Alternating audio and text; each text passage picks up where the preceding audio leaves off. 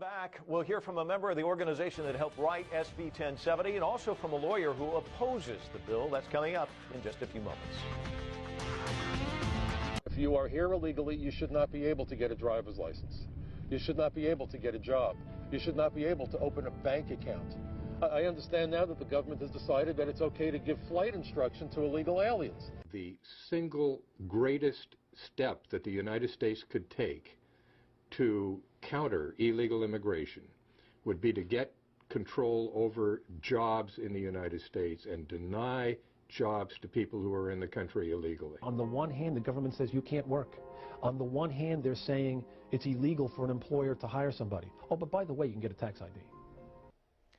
Welcome back. That was a clip from a new documentary. It's called They Come to America. Its director says the film is about the human and financial costs of illegal immigration. And one of the experts you just saw in the clip is a guest on our show here in the studio.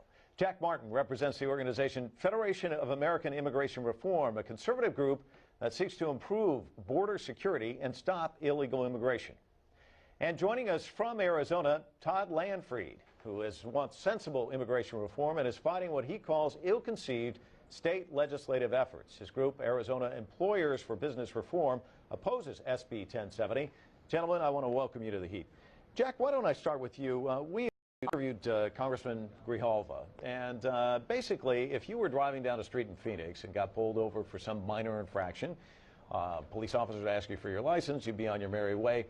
If he was pulled over, there's a good chance he might look at him and say, because of his color of his skin, is he here legally?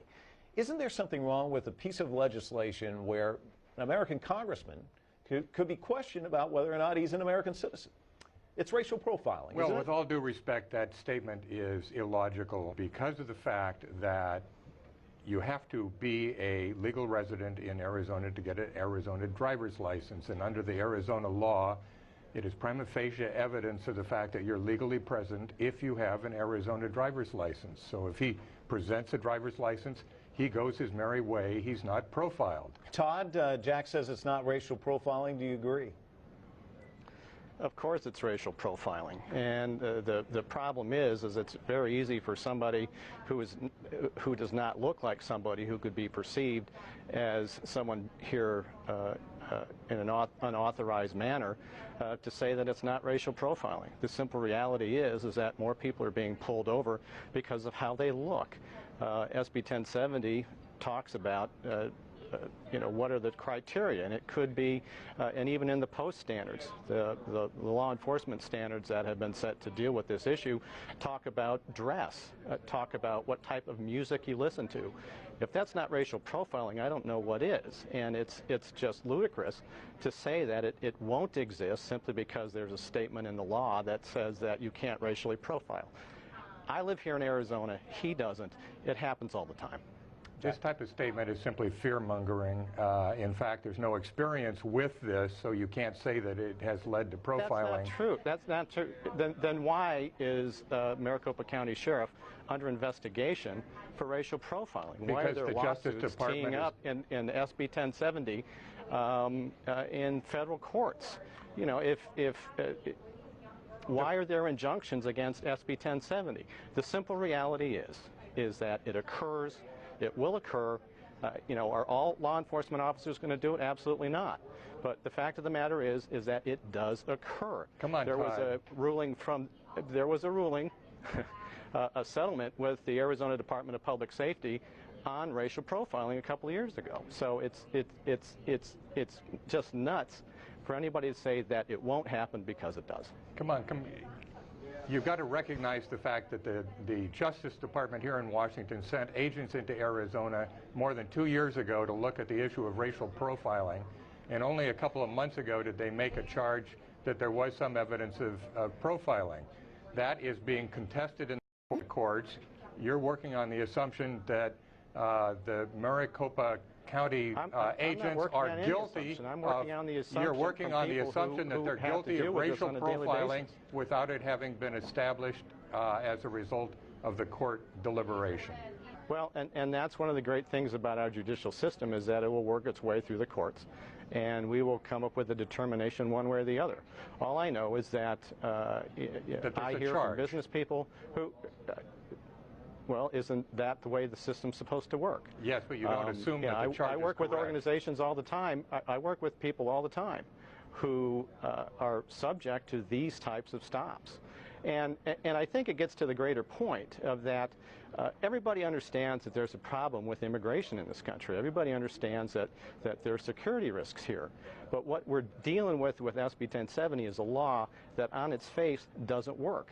It hasn't worked anywhere. The fact is the point of view of businessmen in Arizona who are opposed to the law are ones who are taking advantage of the presence of illegal aliens and making profits as a result of that. And would lose money if they had to use the legal visa process for bringing people legally into the country to do temporary work. Let me ask you this. H-1A visas. There's a limit of 35,000 nationally H-2A. For the United States. H-2A. In Yuma, they need 30,000 workers to bring in the winter vegetable crop. If the Yuma farmers got all 30,000 that they needed, that would leave 5,000 for the rest of the United States. There is no limit on the H-2A visa program. No limit. And I've been in Mexico and I've seen those people lining up for those visas and being processed in Mexico. The fact is they're not being used because it costs the employer more money to use the legal program because he has to provide transportation, has to provide housing, and has to provide access to food resources. Let me move the conversation differently, if I may, because I think we could go back and forth on this for quite a while. Let's talk about the larger issue, which is some people who are complaining about individual states coming up with their own recommendations or their own laws to deal with this, that kind of infringes on the federal government. This is really kind of a federal issue. And Todd, why don't I start with you? Do you think that there's a problem if state by state if these different states come up with different approaches to immigration, that we're going to end up with this patchwork and it's going to be very confusing? Well, isn't it obvious? You know, you're going to have businesses who may have offices in different states are going to wind up having to deal with different immigration rules and regulations. At a time where we have a lot of politicians walking around saying, well, we need to cut regulation, and you're going to inject individual state-by-state regulations, this just begs the question of what's wrong with Congress that they can't solve the problem in an expedient and effective manner. But it also kind of raises a question of why do organizations like FAIR continue to fight for state-by-state legislation when the right way to solve the problem is at the federal level? Well, Jack, why aren't they going to Congress? Why are you doing it? It's clear that federal regulation of immigration policy is preferable, but that does not mean that state legislators don't have any authority, because the federal government actually, Congress has actually given authority to the states to be involved in immigration enforcement, and there are inherent powers that the states have under the Constitution. Is there a reason why you want to go state by state rather than the feds?